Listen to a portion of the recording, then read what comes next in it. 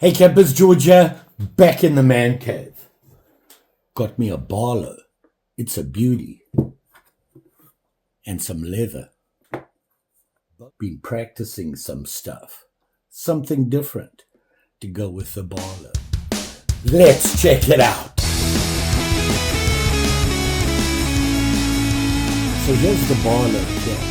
And you can see I really like this Barlow. Look at the handle on this thing. Is that not a thing of beauty? Very nice. And this, yep, Sabre brand from Japan. Woot.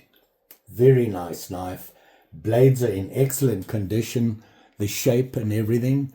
They just need to be made sharp and shiny, and clean this guy up and make everything metal shine. So we got to do that. Listen to this. Wow. Like I said, I got a piece of leather and I've been doing some experimenting. Can you see that? Thought I'd just try something different, see what else I can get done with the leather, because I don't have any leather tools, and I managed to do that. Worked out better than I thought it would. And I thought, you know, if I fold it in half like this, I can make a nice slip for the Barlow. So let's do it. So here we are here. We've got the Barlow. I just want to clean the handle up and polish up everything, the blades, the bolsters. I mean, the bolsters are pretty good, but I think I can make them shinier. What do you think? I got that 10,000 grit or whatever it is. This stuff, maybe that'll help. What do you think? If we give it a good shine, we can make everything shine. And then sharpen the blades, of course. So we'll get that done. And like I said, I made this piece of leather. It was just some spare I had over, and I just wanted to try it out. So I just took my favorite tool and just pressed in all the way around a couple of hundred times in just a random pattern, just like that. Then got some different dyes and put them on. And I kind of like the way it came out. And I'm thinking, we put the Barlow in. We got two sides. We can make a nice little slip for it. And it might look pretty cool. So that's what we're going to do. First of all, though, we're going to have to figure out how big to make the slip. Now, I want the Barlow, it's got to have some backing to it. So we're going to have to bring it down a bit. Do I want to do that? No, because I'm going to lose all this. Maybe we do it this way. Think that would be better? I think that's the way we got to go. All right. So I'm thinking the problem that I had was, let me show you what I'm talking about. Remember this slip that I got from SJ Relics and Renovations. And it's a great slip. I really like the idea of, you know, it's in there. It'll stay in there. But when you squeeze it, it just drops right out. So it sits in there nicely. It doesn't move or anything. You don't have to pull the knife out. You just turn it upside down and squeeze. So that's what I'm thinking I want on this guy. Yeah, stealing his idea. It's a great idea. It deserves to be stolen. Kidding. I'm sure he won't mind. So like I said, I have to figure out how big the pieces need to be when you put it together like this and you sew it down. Okay? So it has to be just right so that it sits in there, okay? And when you squeeze it, it drops out. So it just so happens that I think folding this piece over like that, I'm going to cut it in two. I'm going to cut it down here. We flatten it out and we can stitch around, well, stitch around this way or that way. We want this at the bottom because I like this idea. So that's what I'm going to do. I'm going to cut this and we'll get the Barlow in there. There, we're going to have to go way down. And we'll shape it so we can keep this pattern and still have some back in on it. So let's do that. Halfway.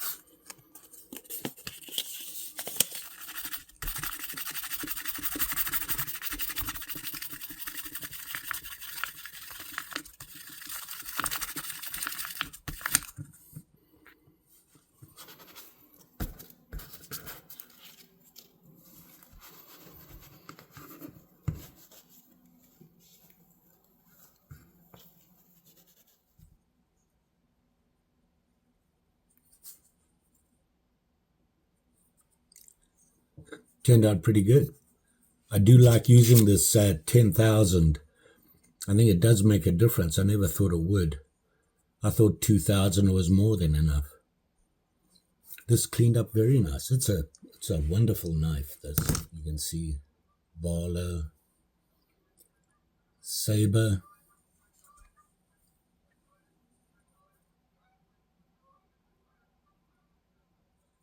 Very nice. Now we just need to make it sharp.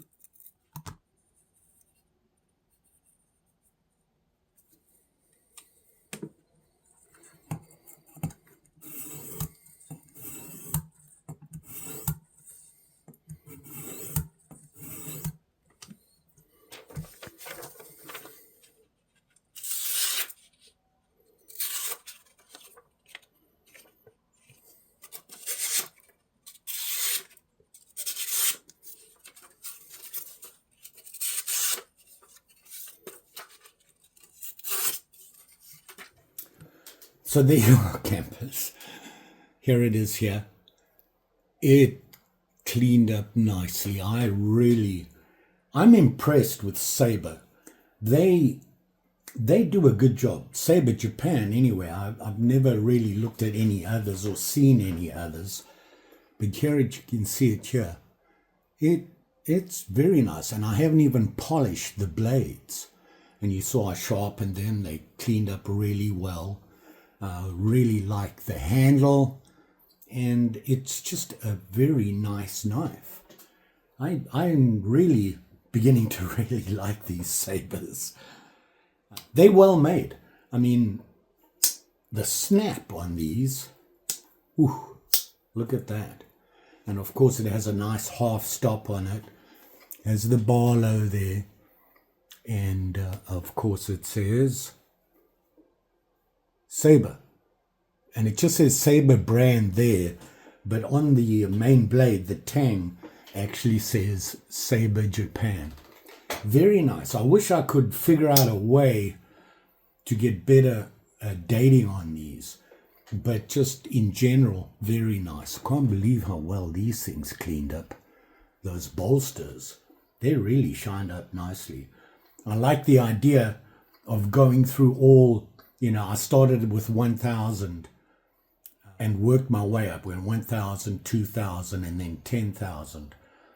And it really brings them out. And, you don't even really need to polish it to get a good shine out of it.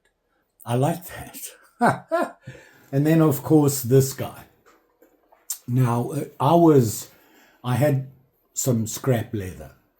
And I thought I need to try some things and see what I can come up with as far as colors and not sure what you would call it, but working the leather.